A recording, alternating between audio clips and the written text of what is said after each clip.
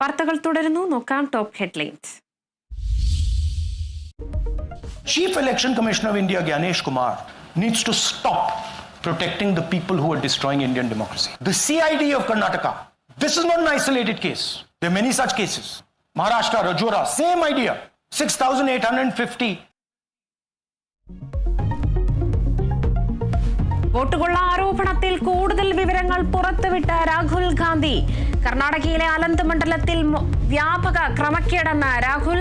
Vote നിഷേധിക്കപ്പെട്ടവരെ വാർത്താ സമ്മേളനത്തിനിടെ രാഹുൽ ഹാജരാക്കി. കോൺഗ്രസ് വോട്ടുകൾ ആസൂത്രിതമായി നീക്കിയെന്നും രാഹുൽ ഗാന്ധി. മുഖ്യ തെരഞ്ഞെടുപ്പ് കമ്മീഷണർ കൊള്ളയ്ക്ക് കൂട്ടുനിൽക്കുകയാണെന്നും ആരോപണം തള്ളി തിരഞ്ഞെടുപ്പ് കമ്മീഷൻ. ബലം പ്രയോഗിച്ചും വിധി നടപ്പിലാക്കണമെന്ന് ഹൈക്കോടതി നിർദ്ദേശിച്ചു. ആ ഒരു സാഹചര്യത്തിലാണ് അന്നത്തെ ഗവൺമെന്റ് വിധി നടപ്പിലാക്കാൻ ശ്രമിച്ചത് എന്ന് ഞാൻ മനസ്സിലാക്കുന്നു.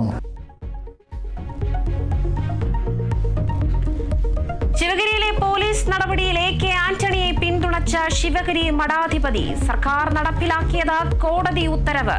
പോലീസ് നടപടി ഒഴിവാക്കാനാവുമായിരുന്നില്ലെന്നും സ്വാമി സച്ചിദാനന്ദ.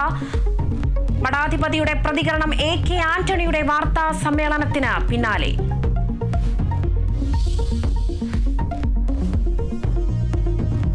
അവശ്യ സാധനങ്ങളുടെ വിലക്കയറ്റത്തിൽ നിയമസഭയിൽ ചർച്ച. വിലക്കയറ്റത്തിന്റെ കാര്യത്തിൽ കേരളം നമ്പർ 1 എന്ന PC വിഷ്ണുനാഥ്. നമ്പർ 1 സാർ, 1 മാസമല്ല 2 മാസമല്ല, തുടർച്ചയായി 8 മാസം ഇന്ത്യയിൽ വിലക്കയറ്റ തോതിൽ 1ാം സ്ഥാനത്ത് ഒരു സംസ്ഥാനമാണ് എന്ന് പറയുന്നതിൽ എന്താണ് സാർ പിന്നെ ഗവൺമെന്റ് ചെയ്യുന്നത്?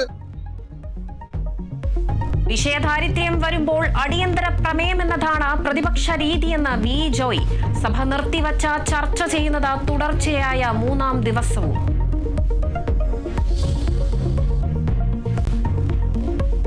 തൃശൂർ പാലിയേക്കരയിൽ ചുങ്കം വിലക്ക് തുടരും. തിങ്കളാഴ്ചയോടെ തീരുമാനമെടുക്കണമെന്ന് ഹൈക്കോടതി. ഗതാഗത കമ്മിറ്റി സമർപ്പിച്ച റിപ്പോർട്ട് പരിശോധിക്കാൻ സമയം വേണമെന്നും കോടതി. ഹർജി നാളെ വീണ്ടും പരിഗണിക്കും.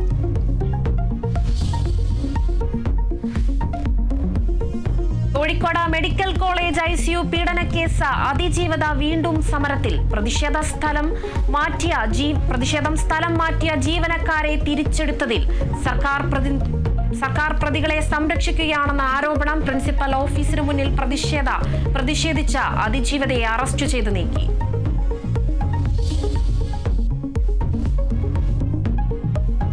കേന്ദ്രമന്ത്രി സുരേഷ് ഗോപി കയർത്ത് സംസാരിച്ചത് വിഷമമുണ്ടാക്കിയെന്ന ആനന്ദവല്ലി.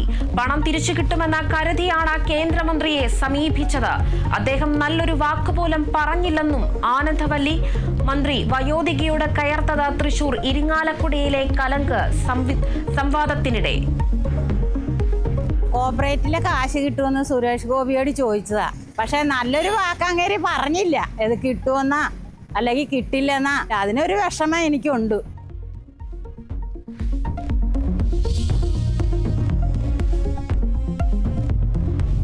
കാസർഗോഡ് ഡേറ്റിംഗ് ആപ്പിൽ പരിചയപ്പെട്ട 16-കാരനെ പീഡിപ്പിച്ച സംഭവത്തിൽ ഒരാൾ കൂടി പിടിയിൽ. പിടിയിലായത് കിണാശ്ശേരി സ്വദേശി അബ്ദുൽ മനാഫ്.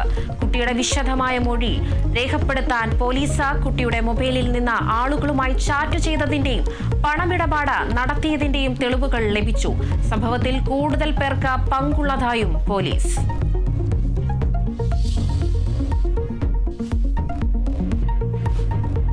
പ്രധാനമന്ത്രിയുടെ ബാല്യത്തെ ആസ്പദമാക്കിയുള്ള ഹ്രസ്വചിത്രം സ്കൂളുകളിൽ പ്രദർശിപ്പിക്കാൻ നിർദ്ദേശം.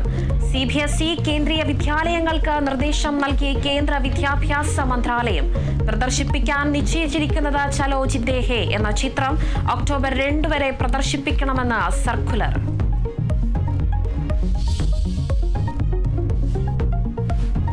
ലോക അത്ലറ്റിക് ചാമ്പ്യൻഷിപ്പ് ഫൈനലിൽ സ്വർണം ലക്ഷ്യമിട്ട് നീരജ് ചോപ്ര. എതിരാളികൾ ഡയമണ്ട് ലീഗ് ചാമ്പ്യൻ ജൂലിയൻ വെബറും ഒളിമ്പിക് ചാമ്പ്യൻ അർഷാദ് നദീമും.